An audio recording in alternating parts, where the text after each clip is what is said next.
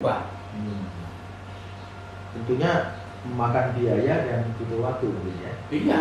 Dan itu pemerintah mungkin nggak melakukan atau bisa. Kalau kita bicara mungkin bisa ya. Asal mau. Iya. Gitu. Persoalannya kan kembali.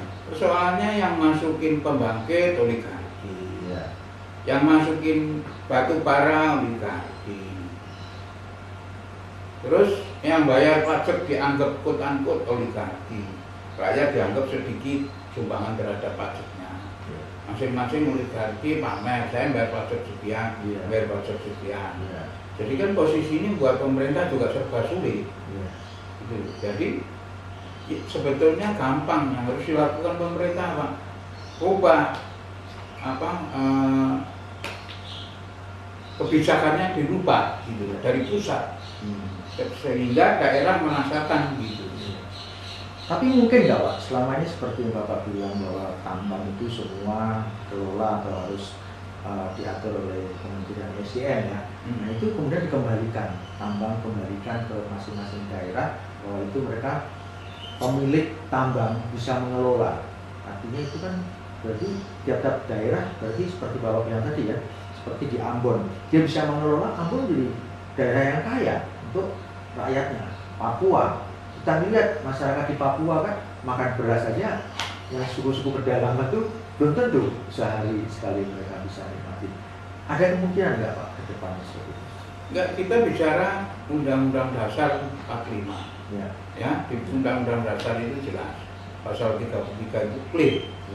Bahwa tambang itu milik negara dan dimanfaatkan sebesar-besarnya untuk kepentingan kesejahteraan rakyat.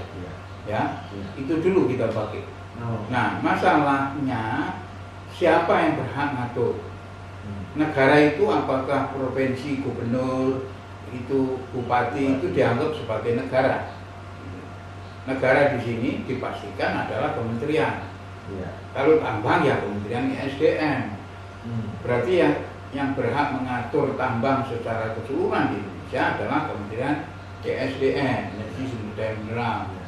Nah, tinggal seperti yang saya katakan dari awal, tinggal regulasinya ESDM harus berpikiran ke pemerintah yang ke rakyat.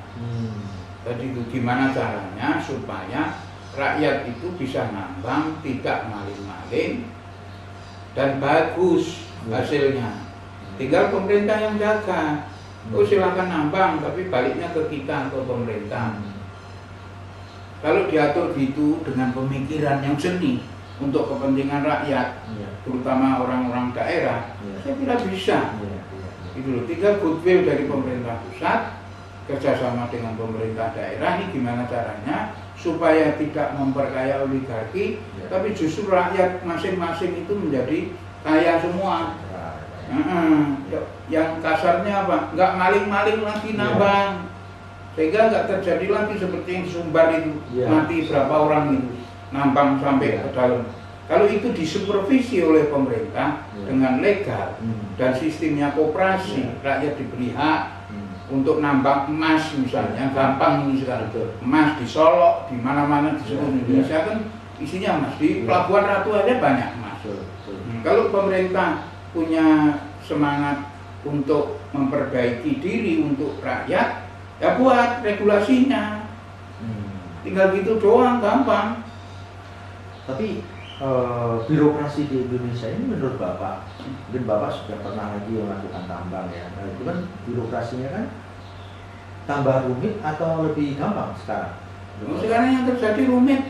Nyatanya tahun 2020 itu dari daerah, cukup di daerah, balik lagi ke pemerintah pusat, dibagi-bagi. Untuk yang B3 dan lain sebagainya boleh daerah, pasir, tapi yang gede-gede, nikel dan lain sebagainya balik ke pusat. Nanti baru 2 tahun, baru setahun balik lagi, boleh ke daerah, sebagian kecil ini, yang ini sisanya ke pemerintah, berubah terus. Setiap pemerintahan ganti kebijakan ini Pak? Satu pemerintahan. Itu tahun 2000 sama tahun 2020 dengan 2018 atau 19 itu ada perubahan. Balik lagi ke pusat. Daerah alasannya apa? Kemarin itu setahu saya itu mereka sudah bubarin tuh dinas pertambangan daerah itu sudah dibubarin, nggak ada alokasi anggaran lagi. Tahu-tahu ada lagi, sebagian balik ke daerah, sebagian lagi ke pemerintah. Kan berubah lagi dari di satu masa pemerintahan. Nah, kalau pemerintah pusat ini bersama-sama guyup dengan pemerintah daerah, ayo, piye caranya daerah sampean ini bisa maju? Apa? Nah, kayak misalnya saya kasih contoh Maluku itu ikannya lah dasar.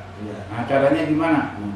Setiap penduduk nelayan kasih pinjaman kapal disetting oleh pemerintah, di mana kapal itu untuk nangkap ikan, di dalam kapal itu sudah ada pengalengannya, sudah ada lengkap, sehingga tinggal ngirim doang, sudah dikalengi. Nah, rakyat bayarnya pakai apa? Ya sudah, bayarnya setiap produksi dicas oleh pemerintah, balik ke pemerintah. Kamu pemerintah yang punya duit.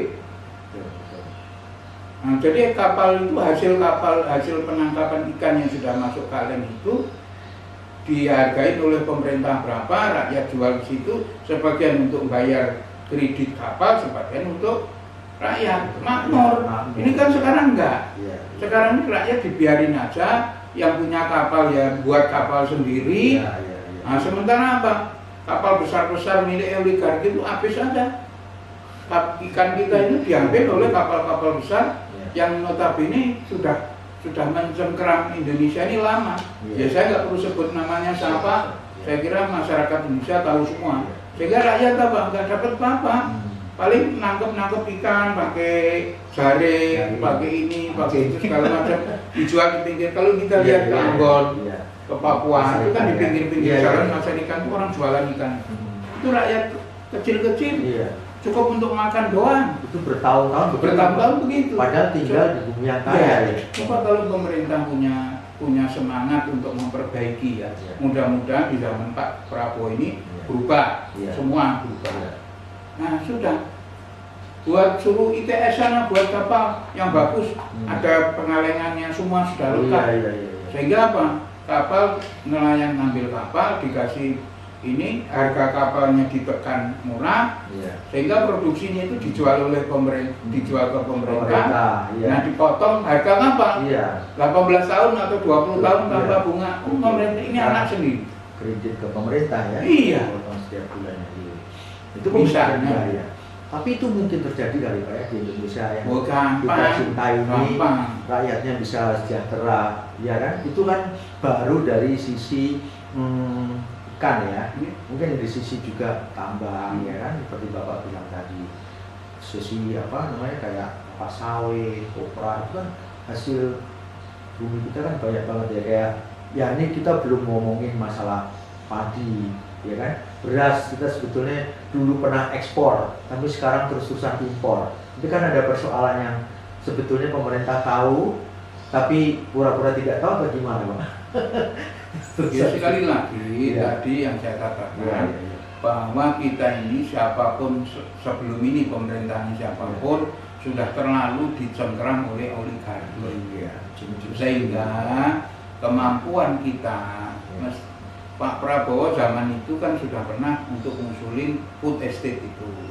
Kalau food estate itu jalan, tidak ditembak sana tidak sini, saya tidak berpikiran jelek ya, oligarki yang nembak, kartel dari beras, kartel dari food misalnya, Pak Prabowo itu sudah top itu, jalan food estate, nggak perlu kita impor beras lagi. Kita ini bisa 4 musim, bisa 4 kali panen. Kalau penelitiannya bagus, padi itu minimum 3 kali panen bisa kok di Indonesia. Tahun ya? Iya, di Purwakarta itu sudah berapa kali? 2 kali itu 3 kali panen. Dibuat 4 juga diteliti bisa. Nah bayangin aja, tanah kita tak terbatas loh. Food estate itu kalau ambil 1 juta berapa tuh kalikan? Kalau 1 hektar 1 ton aja, 10 ton aja. 1 hektar 10